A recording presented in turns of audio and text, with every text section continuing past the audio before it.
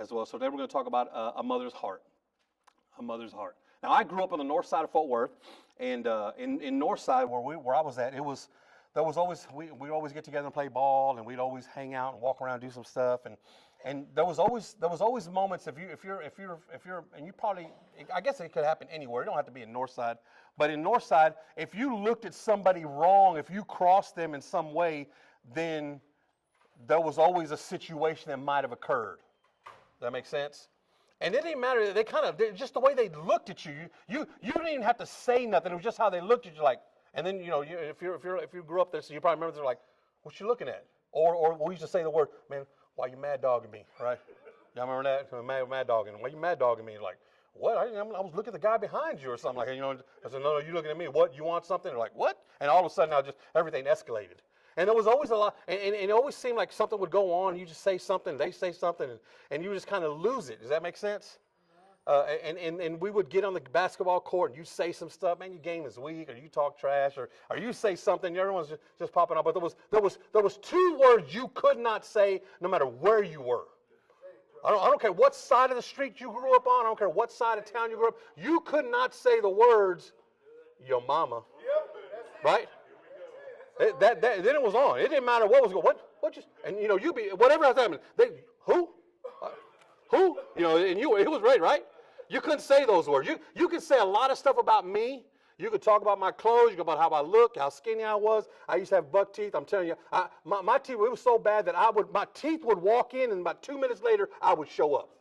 You know what I mean? That's how bad it was. You could say all that about me, but if you said my mama, it was on then. You know what I'm saying? I'm fighting you with teeth first. I was ready to go.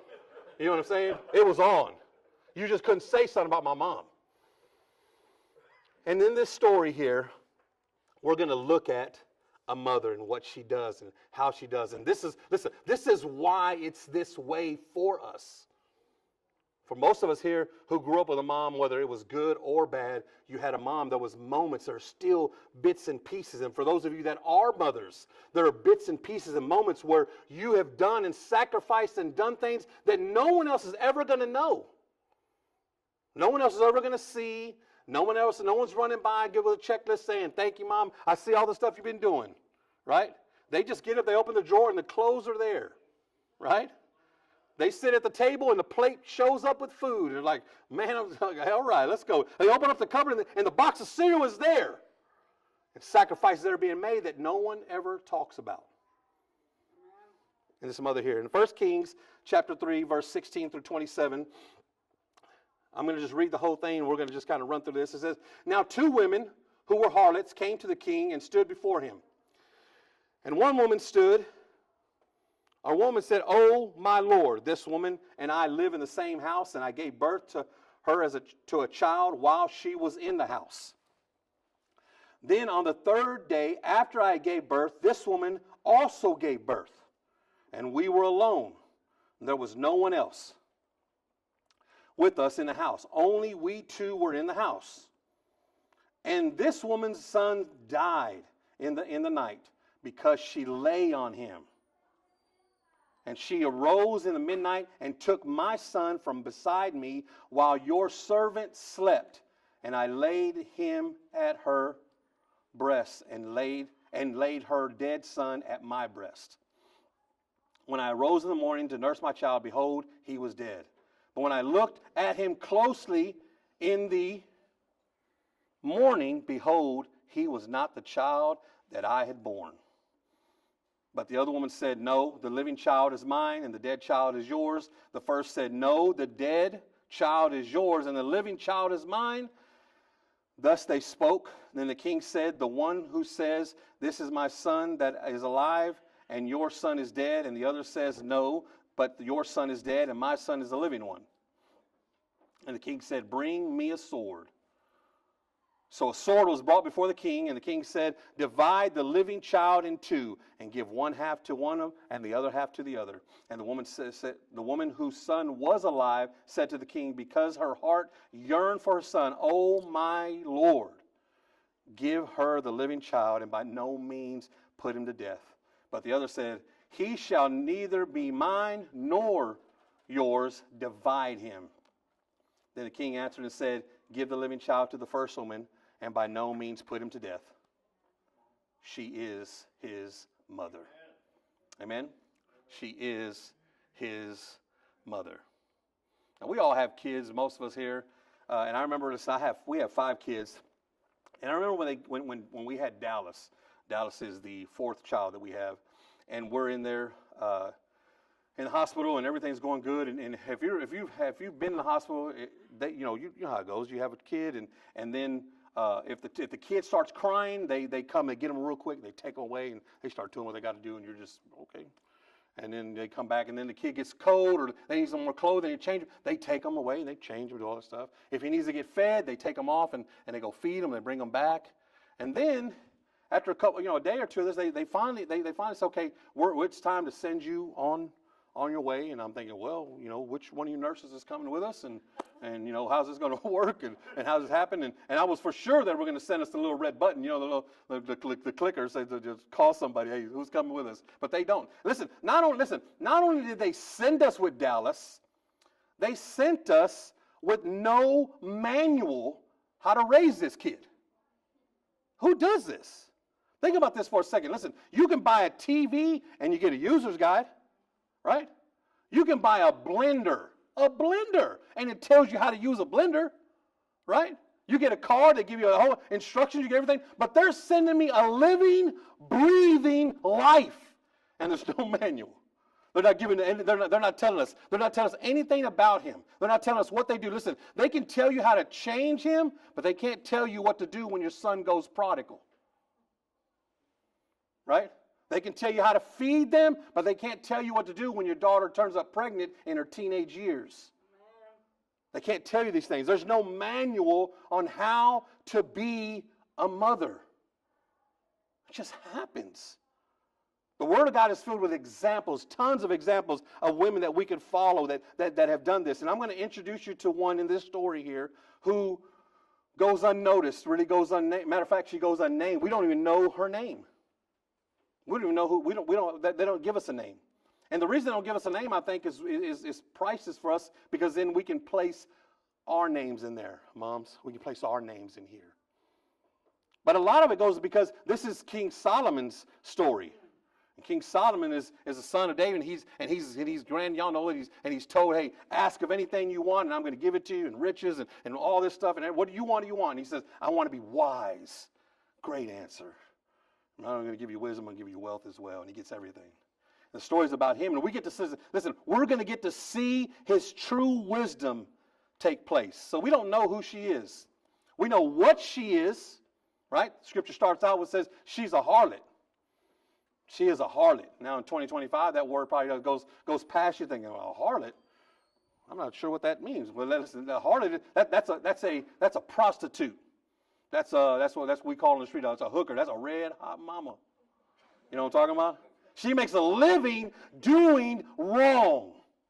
She makes a living. Listen, her life, she provides for everything she has by living in and doing sin. So we don't know. Listen, it doesn't tell us who she is.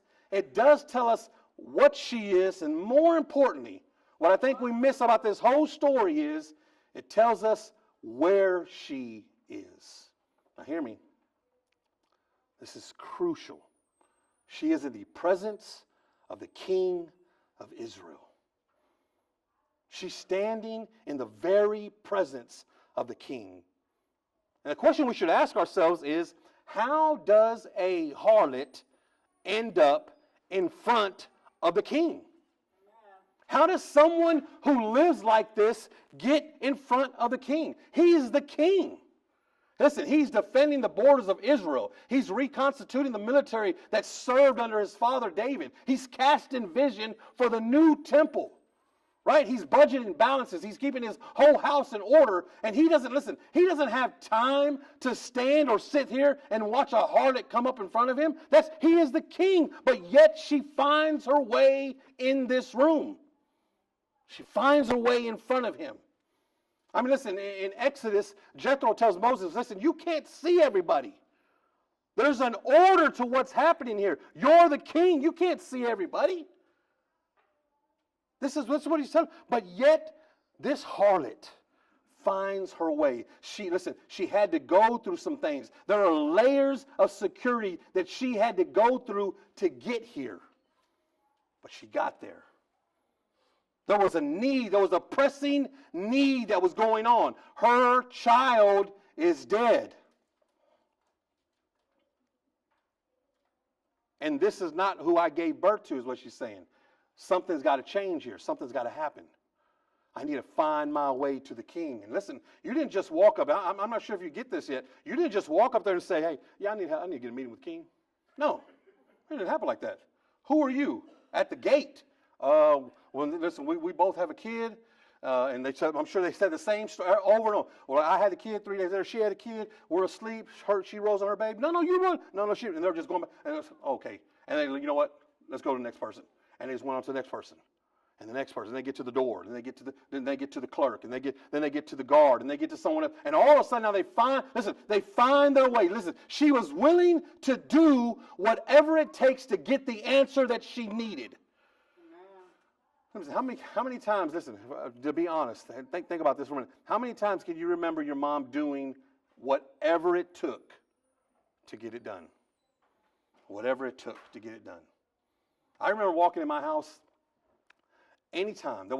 I can only think of twice in my whole life going in my own home that my mom was not standing at the stove cooking, making tortillas, best tortillas. Listen, hands down, best tortillas in the world, ever, hands down. You can say what you want to say, you can argue among yourself. I know where it's at. Hands down, the best. Always had tortillas, and we always had beans, and Mom was always cooking. One time I walked in the kitchen, and in our house, the door you walked into was the kitchen. Oh, right, and she was not at the stove. And I thought, and I'm like, what? And you get that, because something's going on. You're looking around like, well, sure, something's not right. As I remember walking around into the living room, her bedroom was open, and she was praying. And I remember she said this, break him down if you need to, but make him see. Break him down if you need to, but make him see. She is asking God to break me down, but make him see. So many times we listen, I missed what was happening until I heard her say that. I thought, man, I'm acting a fool. God, I'm acting a fool. What am I doing here? She's sicking God on me now. I better do something here. I better slow down here. I better see what's going on here. So now she's talking to the king. She's telling the king, listen, here's what's happening here. I had a baby. 3 days later, she had a baby. In the middle of the night, she rode on the baby and killed it. Then she brought that baby and put him in my bed and took my son and put him in hers. And when I woke up, I found that he was dead. It's not going to happen. This can't happen here. Now, just so we can get some clarity here, I want you to think about this.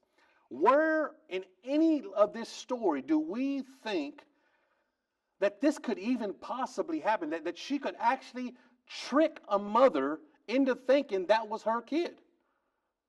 Right? I know the story don't tell this, but I'm just going to kind of push it a little bit for you. She obviously thought, or they had to have looked somewhat alike. Right? You couldn't put one of my kids against any one of your kids. I tell you right off the bat, that big head is mine. You know what I'm saying? Every one of them came out. The oblong one, that's me. Yep. I've been patting it down. Don't worry, I got it. We're good. You couldn't fool me. But listen, the reason I think that they thought, or she thought she could do this, because, and they don't tell us this, so we don't ever see where the dad is at, but they might have had the same dad. They're living in the same house. They came in together, right?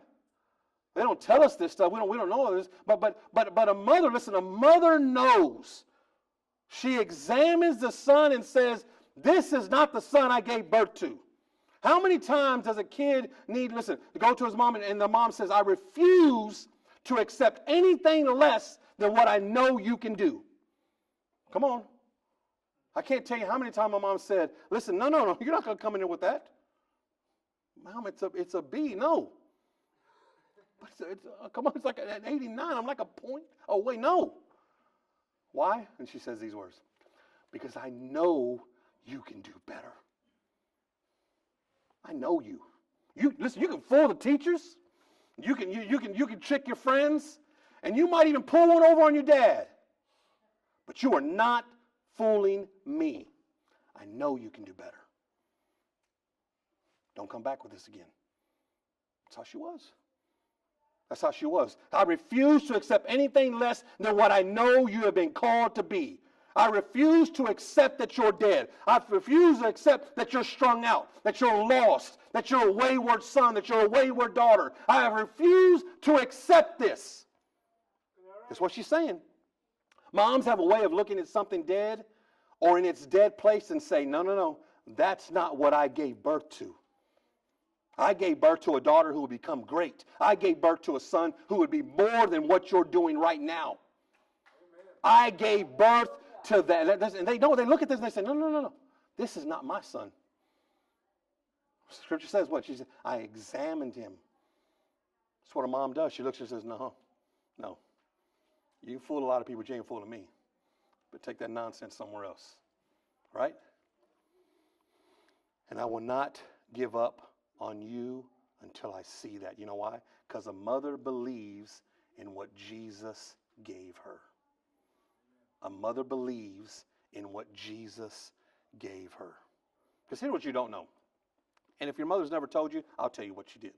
When she had you and she held you for the first time, she pulled you close to her, she thought what you don't think now, but she thought, how amazing is this life that is given to me? And oh, what they will be. Because they're seeing everything. Listen, they're seeing you walking down the aisle. They're seeing you graduating. They're seeing all this stuff. And they pulled it all back in real quick because like, whoa, that's too fast. Slow down, head. Slow down, mind. I know you're going to be great. Slow down. And they examine, they see it, and they know. So Solomon now has a chance to show his great wisdom, and he goes on. They begin to plead their case, and they're telling each other back and forth what's going on. Right? She's saying, "Hey, no, you can't do this. You listen. This is not mine. No, this is your kid. This is not my kid." They're going on, and then he gives the true test of motherhood to them, and he says, "Okay, this is what we're going to do." And y'all know the story. He grabs a sword, says, "Give me a sword." Brings him a sword, says, "Hold the baby up. Cut the baby in half. Give one half to her and one half to her." And the mother, who is the mother, says, No. Don't do that. Just give him to her then. Because a mother's sacrifice follows Christ's sacrifice. So he says, kill the kid. And the mom says, no, give him to her. Give him to her. Are you willing, listen, moms, are you willing to do whatever it takes for your kid? That's what she did. Listen, you know what she was saying? She said, I would rather him be raised by another woman just as long as he's raised. Amen. And that's tough to swallow, I know. But that's what a mother does. Is that I am willing, this is why I know now what she meant when she was on her knees and she's on the bed and she's saying, God, break him if you have to. Just make him see. And he did, trust me. He did. And let's look where this mother ends up at. Of course, we know, Scripture starts out, that she's a harlot.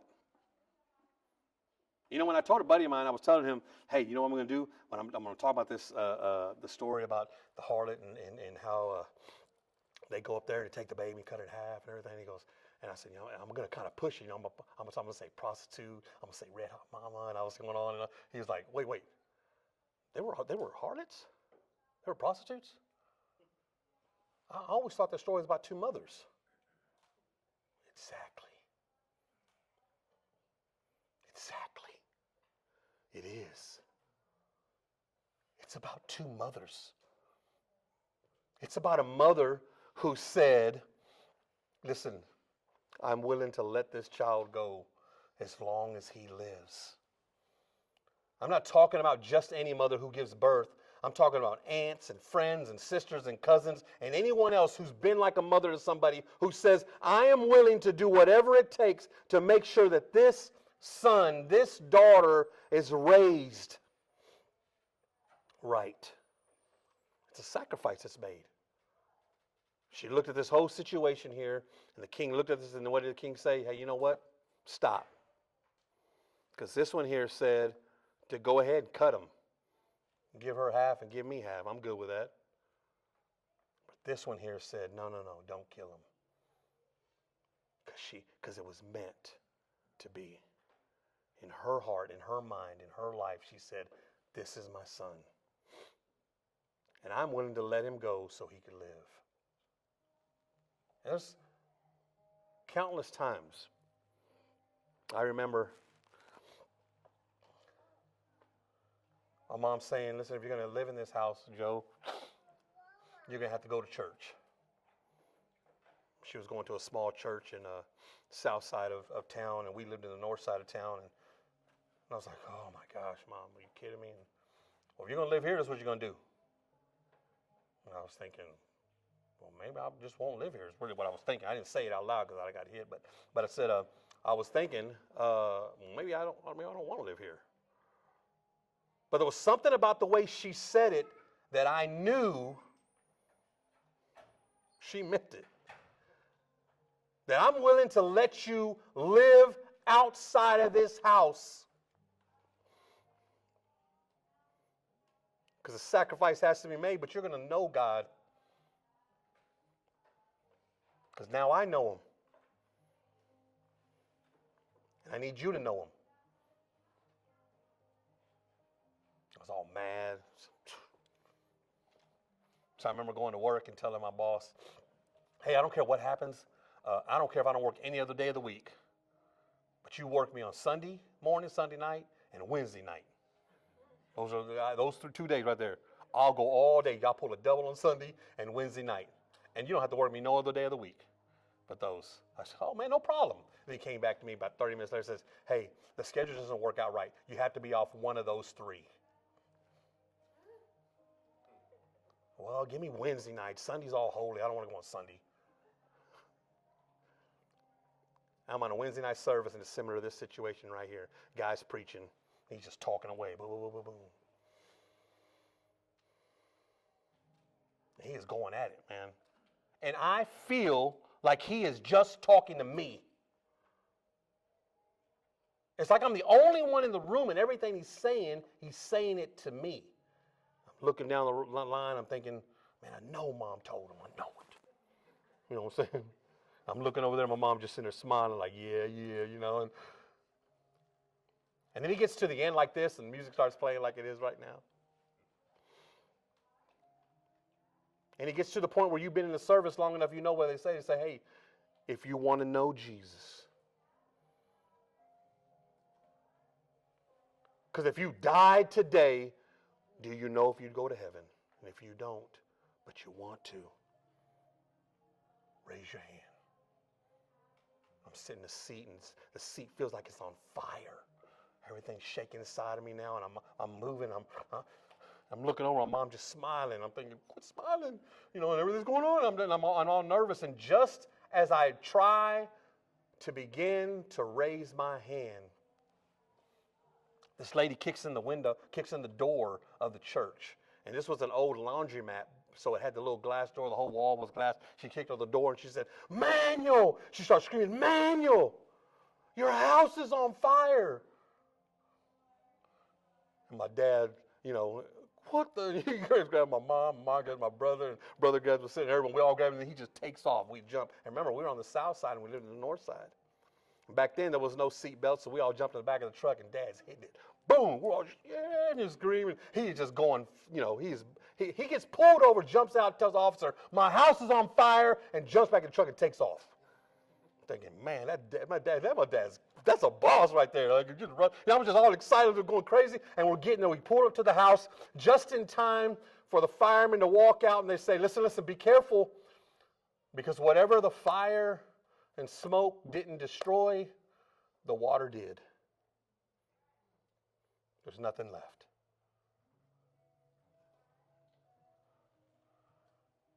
And now everything begins to sink in.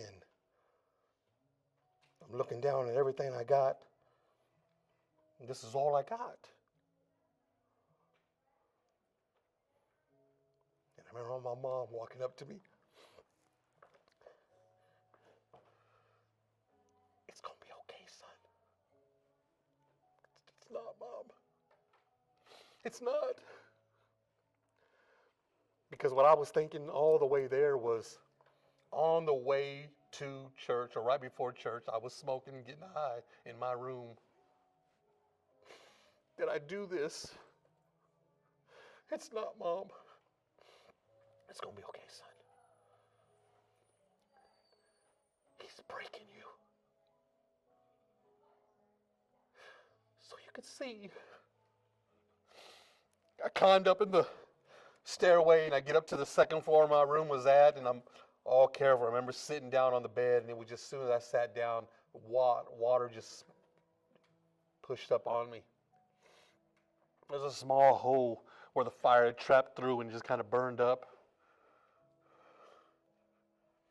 And I look up to the sky, and I can hear her saying, he's breaking you so you can see.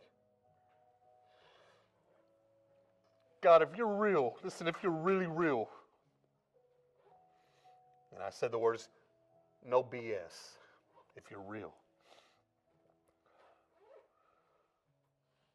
Will you save me? And right there in that room, no audience, no crowd, but every angel was yelling and screaming. You broke him, but now he can see because of a mother's sacrifice. Stand to your feet with me.